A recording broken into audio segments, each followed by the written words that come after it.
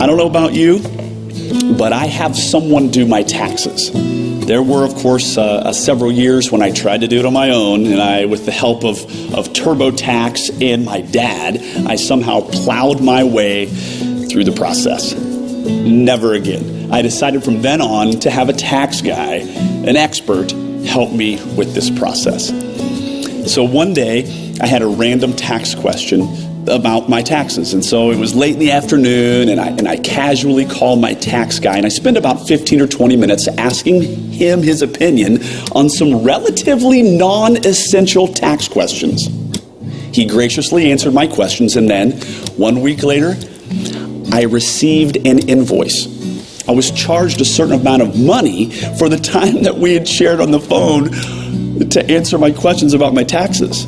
Now, listen, my shock at this invoice was more an indication of my personal naivety than anything else. He's an expert, and he makes his living by helping other people with his specialized intellectual expertise. I'll have you know, however, that I thought long and hard before ever randomly calling him on the phone to ask him another question. Quite honestly, calling him on the phone was the last resort. The greatest lesson that I learned is that God does not charge me when I call him on the phone in prayer for advice. He doesn't charge us.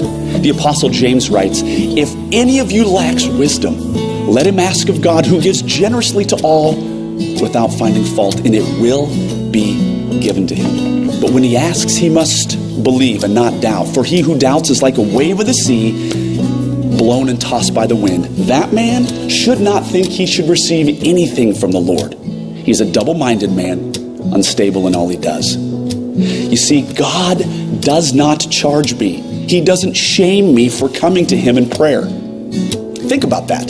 The Almighty God of the universe not only suggests and expects, but loves it when I come to him in prayer. It's free. And we ought to take full advantage of that opportunity. My encouragement, pray for your students in secret. Ask God to do something amazing in their lives. God is moved by the prayers of his people. God will do many powerful things based on the requests of his people, and the report about which he will do may never be known by you on this side of heaven. Be faithful in prayer and keep being the asking kind.